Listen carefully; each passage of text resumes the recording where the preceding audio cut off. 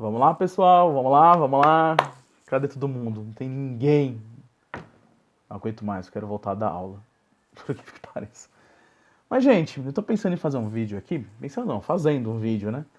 É meio vlog, eu não vou editar, é só um bate-papo para vocês pensarem um pouco aonde eu queria chegar com aquela pergunta que eu passei para vocês na sexta-feira passada. Foi na segunda, aliás, né? Que vocês tinham que me entregar até sexta, que a maioria entregou na sexta.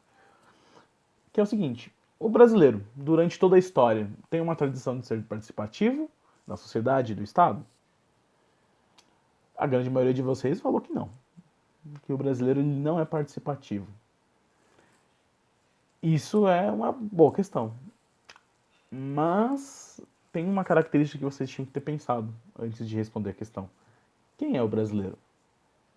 O brasileiro é um ser fechado, uma característica única, ou existem vários brasileiros? O que é o que eu tô querendo dizer para vocês? Será que todo brasileiro não é participativo ou nós temos alguns segmentos da sociedade que são sim participativos? E talvez esses segmentos da sociedade organizados, eles conseguem mais coisas do que outros segmentos da sociedade menos organizados, concorda? Então, antes de passar essa pergunta, eu coloquei um videozinho para vocês refletirem um pouco, um vídeo curto lá. E ele falava bastante sobre a diferença da democracia representativa para a democracia participativa. São coisas diferentes. Diferentes, mas uma completa a outra. O que isso quer dizer? A democracia representativa, a gente já falou sobre isso um pouquinho nas aulas, quando a gente ainda estava na escola. Ou seja, a democracia representativa é basicamente você ter que escolher um representante. Lembra lá do lance da democracia direta dos gregos e tal, que é mais complexo, mais difícil de fazer no mundo atual, por causa das grandes quantidades de pessoas que nós temos no Brasil e no mundo, e nos países. Então a gente cria um sistema de representação, que a gente escolhe outras pessoas. Mas o que seria essa democracia participativa, de acordo com o vídeo lá? Seria você representar, escolher um representante, mas também participar com outros meios e formas de participação. E isso é um tema que a gente vai trabalhar aí durante todo o ano. Como que nós podemos participar do Estado? Não é algo tão corriqueiro, tão fácil, a gente realmente vai ter problemas com isso. Mas, pense o seguinte, quando você fala de o brasileiro, o Brasil, isso tem uma história. A gente sabe, mesmo, acho que os professores de história de vocês já devem ter falado isso um milhão de vezes, que tudo tem uma história, ou seja, tem um passado, você tem que olhar para trás para ir para frente. Então, não dá para a gente pensar o brasileiro hoje, mesmo essa generalização que ela é meio complicada, você vai pensar o brasileiro hoje, ou a história do Brasil hoje, ou a democracia brasileira hoje, ou o Brasil hoje, se a gente não der uma olhadinha para o passado. E eu não queria simplesmente colocar um texto para vocês pensarem sobre isso, porque isso eu acho que é muito relevante. Então por isso que eu estou aqui fazendo um videozinho para vocês. Se a gente olhar lá para o início do Brasil, a gente começar a pensar lá antes da independência, você tem um Estado brasileiro naquele período que é um Estado que ele é relativamente fraco. O que isso quer dizer? Quer dizer que nós temos um Estado que existe uma participação, existe uma lógica, existe uma capital, existe a geografia brasileira. No entanto, você tem um Estado que ele é muito fragmentado. Você basicamente não tem um poder público. O que é esse poder público? Que ideia que é esse poder público? É um poder que ele garanta que a lei seja aplicada de igual medida para todos. E naquela época você não tinha. Ou seja, você não tinha uma organização política dentro ainda da colônia ou do período imperial, que é um Brasil que você tem esse poder público. Você não tem, certo? Então o que acontece? Esse período colonial e o período imperial, ele traz para a luta por cidadania, ou seja, os processos de criação da cidadania do brasileiro, algumas heranças que eu e a literatura considera como uma herança maldita, certo? Que literatura que a gente está usando? O livro de vocês, certo? Que ele está citando outros autores, vários sociólogos que estão pensando, e historiadores, pensando sobre isso. Então, quando a gente olha para o período colonial e o período imperial, você vai ter ali, digamos que, três grandes características que são essa herança maldita que esse período deixa para o brasileiro atual, para vocês, para mim. Então, a primeira grande coisa é a questão da escravidão. A escravidão, ela tem um aspecto humano, mas ela também tem um aspecto técnico para você trabalhar com a cidadania. Como assim? O que é a escravidão? A escravidão, ela é a ausência de direitos civis. Quando você tem um processo, um país que tem um processo de escravidão, você tem uma grande parcela da sociedade que não tem direitos mais básicos, que são os direitos civis. Lembra que a gente já estudou as formas de direitos e tudo mais? Então, o direito civil mais básico as pessoas não têm, que é a liberdade. Vocês se lembram que os autores lá, contratualistas, eles vão trabalhar com essa ideia de liberdade? Se o cara não tem a liberdade, ele não tem o seu direito fundamental. E como que você fala em cidadania sem um direito fundamental da liberdade? Certo?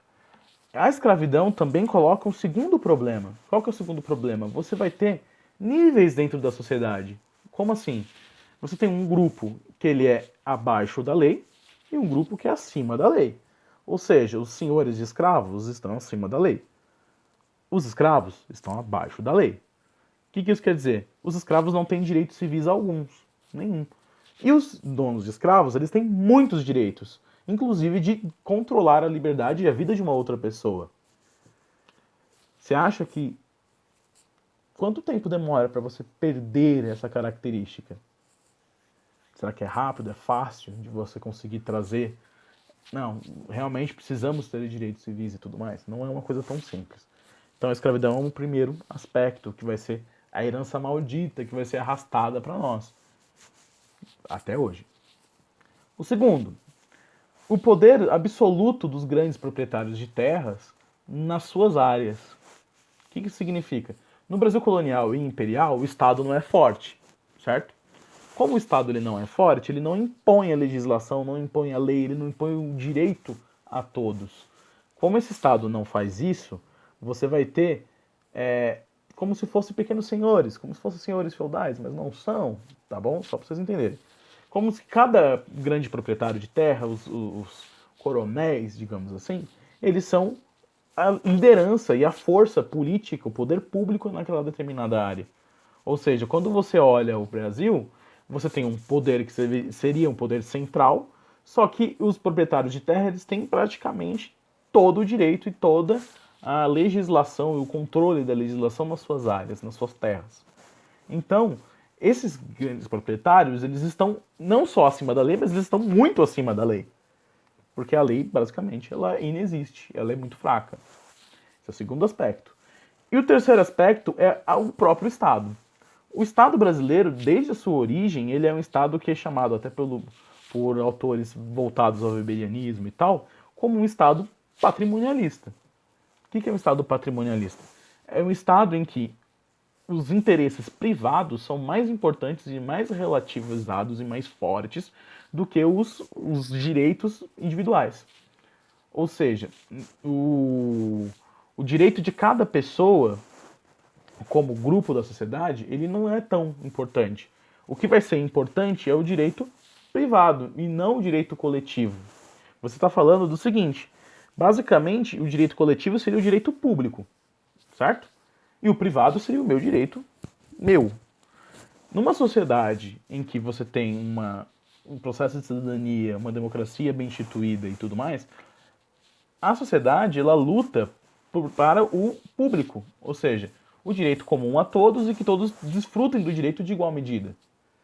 Só que no Estado brasileiro, na origem, a gente está falando lá, período colonial, depois a independência, período imperial, e isso vai se arrastar para a Primeira República até chegar na gente, de uma certa maneira, o Estado está muito mais a serviço de interesses privados do que o interesse público da nação. O que isso quer dizer? Aquelas classes que são mais fortes, aquelas classes mais bem organizadas, elas passam a ser o quê? A serem os grupos que vão controlar o Estado. E o Estado vai trabalhar para eles, e não para o público, para o coletivo, para todos. Então são três características principais que vão vir lá do do período colonial e do período imperial. Quais? Escravidão, a forma da propriedade de terra dos grandes proprietários e a forma como esses proprietários controlam as suas terras e a lei, a ordem dentro das suas terras, e o Estado patrimonialista que está muito voltado para o direito privado e não para o direito público. tudo bem? Ou seja, favores pessoais. O Estado está voltado para os favores pessoais. Isso vai mudar muita coisa com relação a quando você entra na Primeira República, quando o Brasil entra no país república, quando a proclamação da República acontece? É isso que a gente vai ver já já. Na realidade, o primeiro grande movimento social brasileiro, se você for parar para pensar, é o movimento de abolição, o abolicionista. Ou seja, o período ali onde você vai ter o fim da escravidão é os primeiros grandes movimentos brasileiros. Claro que a gente tem que fazer um parênteses bem grande, por causa que esse movimento, ele é um movimento de base, que você vai ter lá os negros voltando e segmentos da sociedade também querendo essa liberdade. Ele não vem do dia para a noite, ele vem em parcelas, com alguns decretos que vão acontecendo aos poucos. No entanto, também tem a contraparte, que é o interesse dos estados grandes, tipo a Inglaterra, a você ter esse fim da escravidão no Brasil. Ele também existe um dupla via aí. É interessante para o capitalismo daquela época que não houvesse escravos no mundo. E aí o Brasil ele acaba seguindo essa lógica. Mas também há movimentos internos. Então, quando a gente fala de participação popular, primeiro grande movimento social, que depois a gente vai estudar com mais clareza, até essa semana lá no Centro de Mídias vai se falar sobre movimentos sociais, que é muito importante, você vai ter um processo ali da abolição da escravatura, muito voltado, muito relativizado, tendo a ver com os movimentos sociais. Então ele foi o primeiro grande movimento social. Por quê? Lembra lá que a gente estava falando que tinha um grupo muito grande que estava abaixo da lei e um grupo que estava acima da lei? Qualquer estado que se preze democrático, ou que se espera ser democrático, ou seja, uma república, ou seja, civilizado nas políticas de hoje, você não pode ter essas pessoas acima e abaixo da lei. A lei tem que ser comum a todos. Isso pode ser até um pouco utópico, né? A gente sabe. O Brasil, hoje ele deveria ter isso, mas a gente sabe que quem tem mais grana, né? Mas enfim, ali era muito gritante.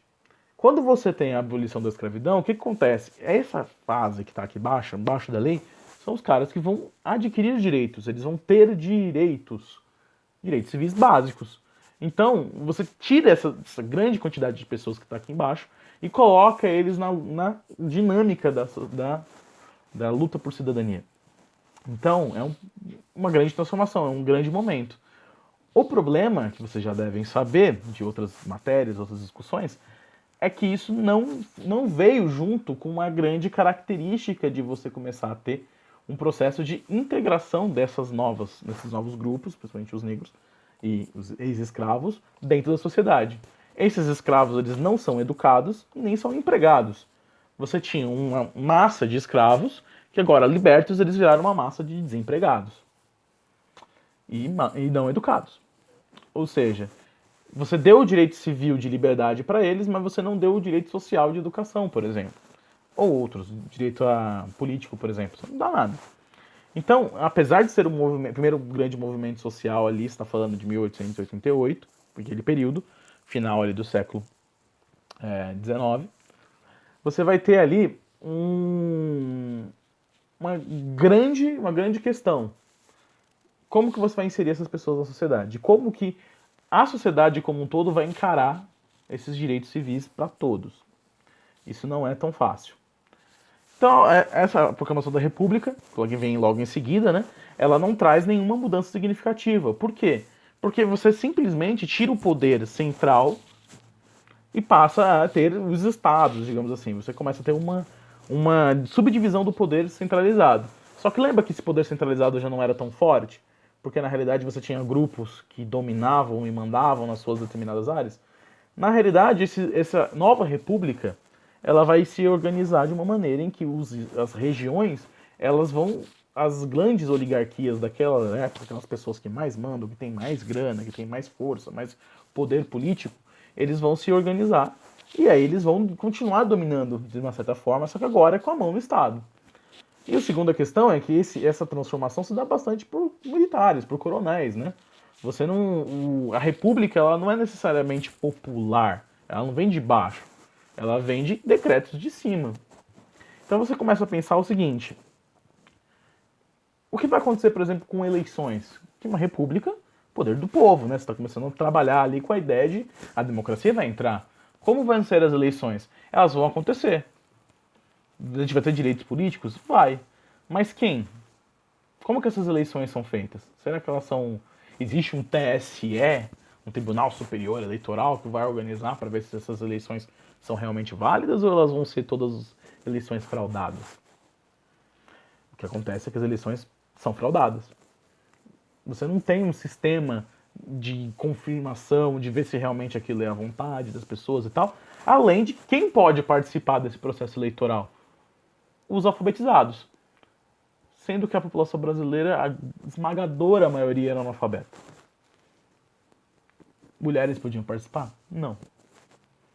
Então você já seleciona ali quem são essas pessoas que podem eleger alguém.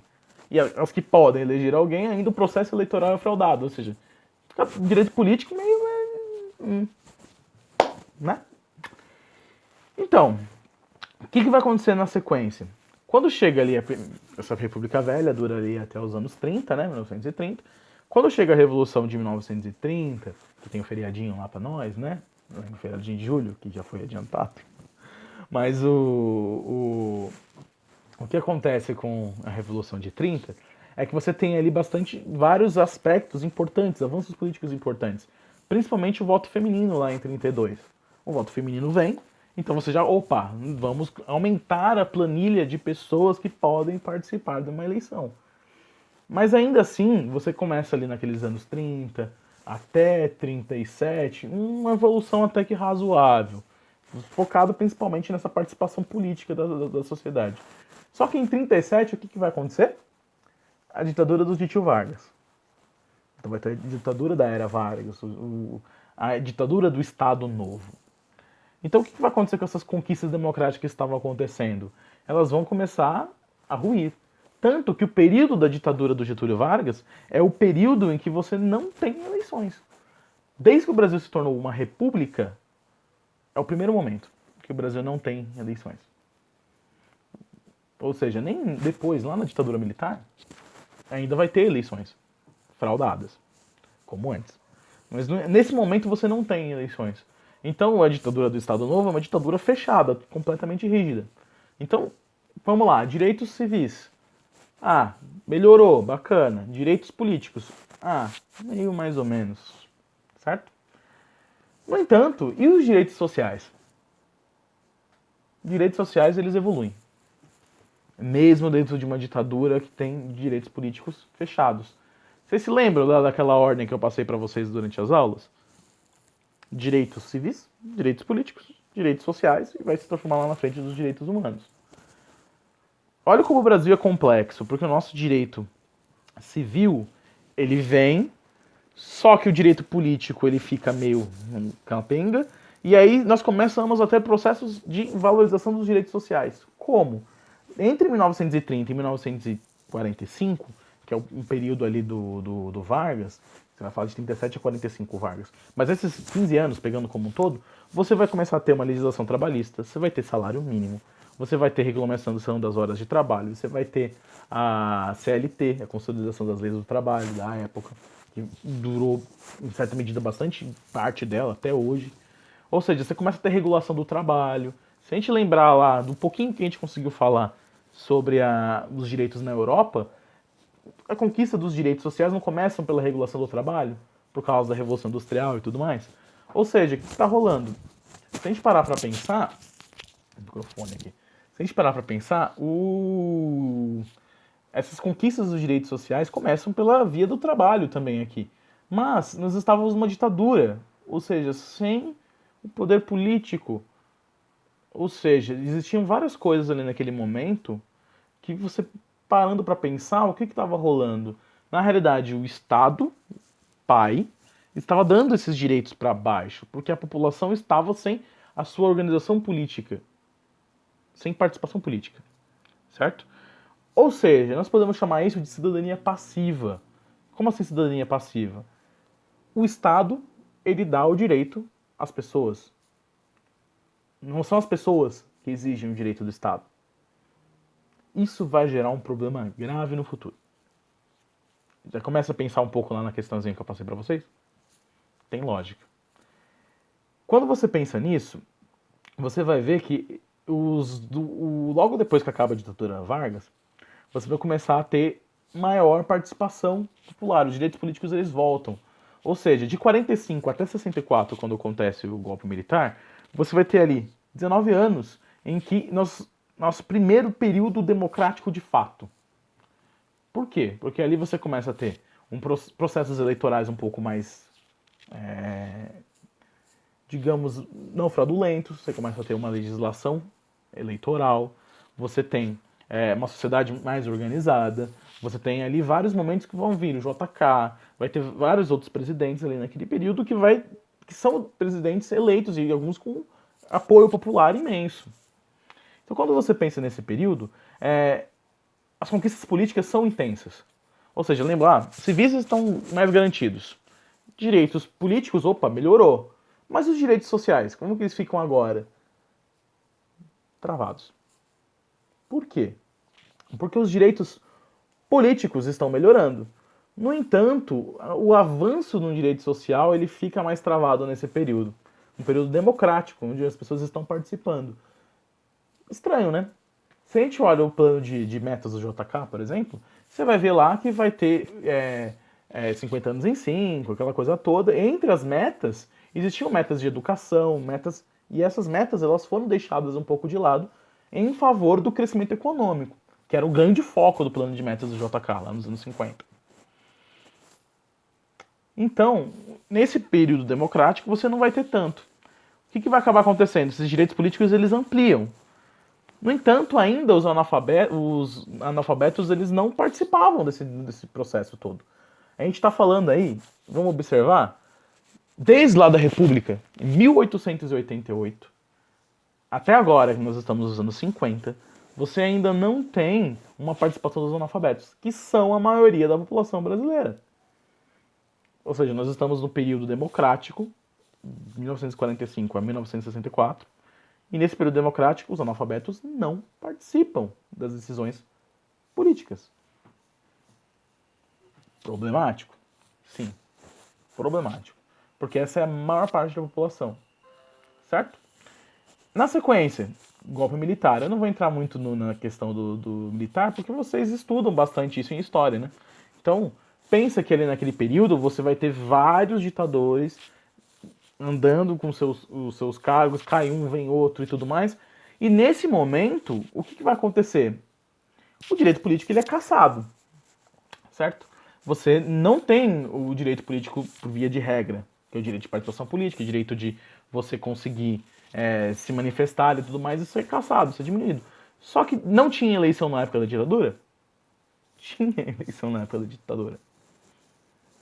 Principalmente em vários cargos, mas principalmente para cargos de deputado e senador, que são o nosso legislativo, que depois a gente vai tratar os poderes e tal, mais lá pra frente.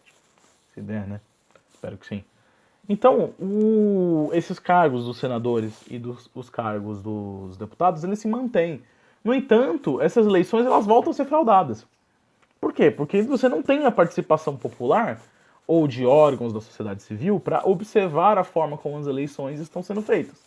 Então, na realidade, as eleições elas eram tão fraudadas ao ponto de sempre alguém do governo ganhar.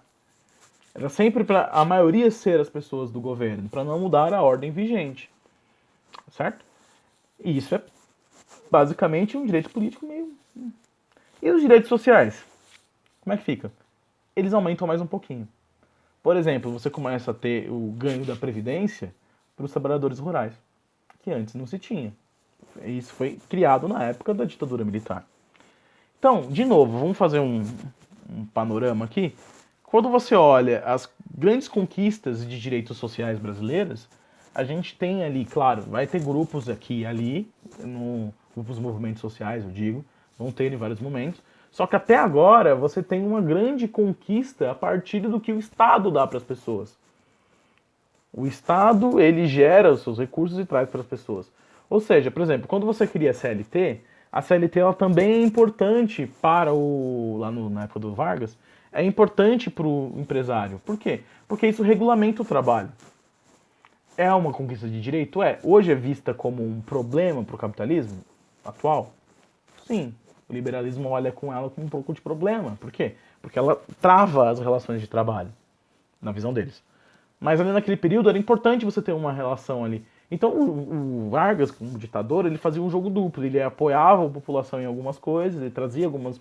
Mas ele também estava focado do outro lado. Ele fazia esse contrapesos e contrapesos.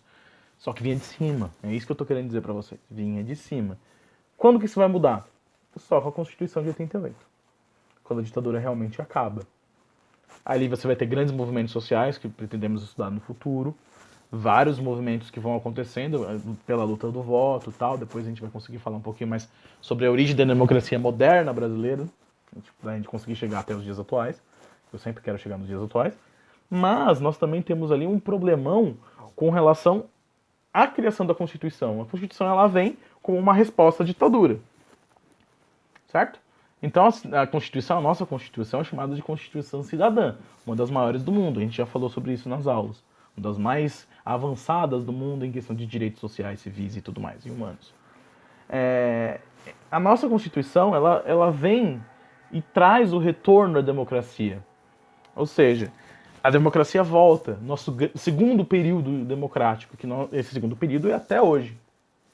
Esse segundo período democrático, ele começa ali com muitos problemas que a gente vai depois estudar com mais cuidado. Mas é óbvio que, se a gente olhar para o histórico brasileiro, nunca o brasileiro teve tantos direitos civis, sociais, humanos, políticos, como ele tem nesse período democrático, obviamente.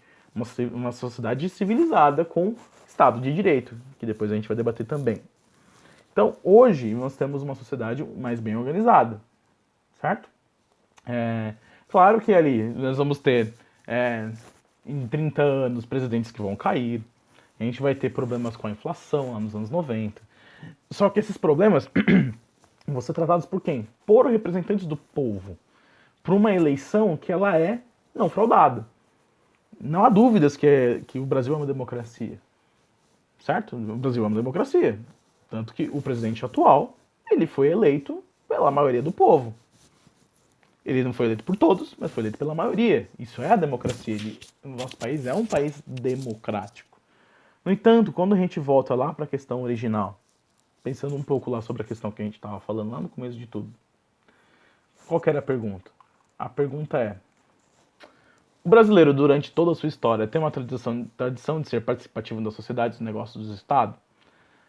Isso é um jeito diferente da gente perguntar se o brasileiro ele é um cara alienado ou não, se o brasileiro ele é alienado.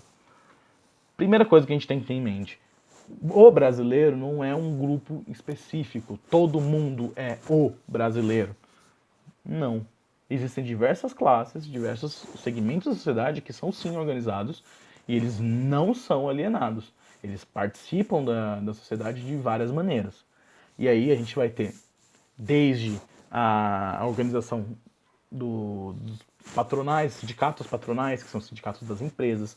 Você vai ter organizações como o Sebrae, como a Fiesp, que são industriais, ou, sei lá, vários outros organismos que são organismos de classe. Você tem os advogados, com a OAB, por exemplo.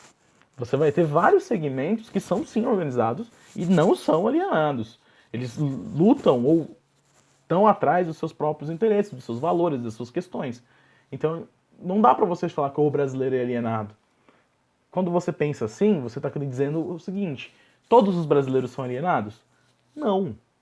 Alienado é aquele que acha que todo brasileiro é alienado. É claro que a maior parte da população brasileira ela não tem acesso a esses organismos, ela não é educada em alto nível, ela não tem noção política do jogo, das coisas que acontecem, como que se dá a lógica da política brasileira ou do mundo inteiro. No entanto, nem todo mundo é alienado. Ou seja, as pessoas elas têm os seus objetivos e elas são organizadas. Isso, tanto os patrões, tanto as organizações de sociedade civil, os sindicatos. Você vai ter vários organismos que organizam a sociedade de alguma maneira e fazem com que as pessoas não sejam tão alienadas quanto elas aparentam ser. Então, cuidado, muito cuidado com essa generalização de falar que todo brasileiro é alienado. Todo brasileiro não está nem aí para os negócios do Estado. A questão é, olha para você. Olha para dentro de você e pensa, putz, eu eu pelo menos tento uma vez na semana ali entender o que está acontecendo no país. Eu tenho uma opinião sobre os assuntos que acontecem no país. Eu tento participar de alguma maneira. Se vocês olharem lá o vídeo, existem vários órgãos de participação. Por exemplo, no último ano teve uma discussão bastante intensa sobre os conselhos tutelares. Coisa que no Brasil eu, pelo menos, nunca tinha ouvido. Tudo bem que eu não sou lá muito velho, mas eu nunca tinha ouvido falar de conselho tutelar, de eleição para conselho tutelar. E na última eleição teve uma fala bastante intensa. Não tanto quanto uma eleição tradicional, porque o voto não é obrigatório nesse tipo de situação. Mas ainda assim teve. Ou seja, pense um pouco sobre isso. Será que as pessoas são tão alienadas quanto aparentam ser? Ou é alienado é o pobre, alienado é o cara que mais precisa não ser alienado? Ele é o cara que não é participativo, porque os outros eles são. E a partir disso a gente vai ver um pouco sobre os movimentos sociais na sequência, nas próximas aulas e nas próximas semanas. Os movimentos sociais, eles aparecem aí com muita importância. Por quê? Quando a gente fala movimento social, a gente sempre pensa na esquerdinha, né? Tô até de vermelho hoje, por acaso. Mas você sempre pensa ali nas esquerdinhas, né? Você sempre vai olhar e pensar, putz, movimento social, movimento feminista, movimento LGBT, movimento sindical. Não só, mas também, né? Ou seja, esses movimentos são a forma como a sociedade ela pode se organizar. Só que ela também se organiza pelos outros órgãos. Tem vários órgãos que se organizam. E está todo mundo ali de acordo com o seu próprio interesse. Ou seja, nós temos um problema que é brasileiro, para a gente fechar e concluir, que já estou falando há mais de meia hora. Mas quando a gente olha voltando lá para trás, a gente realmente tem um problema de esperar do Estado que o Estado dê coisas para nós. A gente espera que o Estado resolva o nosso problema. Isso é histórico brasileiro. Mas isso não quer dizer que todo brasileiro é alienado. Beleza? Pensa um pouquinho aí na nossa Covid, né? Será que está todo mundo esperando que o governo resolva o problema? Ou tem determinados órgãos que já estão trabalhando para resolver os seus próprios problemas, enquanto que aquele que realmente não participa de nada, ele está perdido. Certo? É isso aí. Acho que é isso que eu tinha para falar para vocês. Tomem cuidado, estudem. Nessa quinta-feira a gente vai ter uma aulinha lá no CMSP falando um pouco sobre movimentos sociais. Eu já tive acesso aos slides que eles vão trabalhar, tem algumas coisas legais. Eu sei que é meio lento, é meio complicado, meio chato, mas tentem ver. E depois eu vou fazer mais algum outro vídeo pra gente conversar. Beleza? Falou, galera!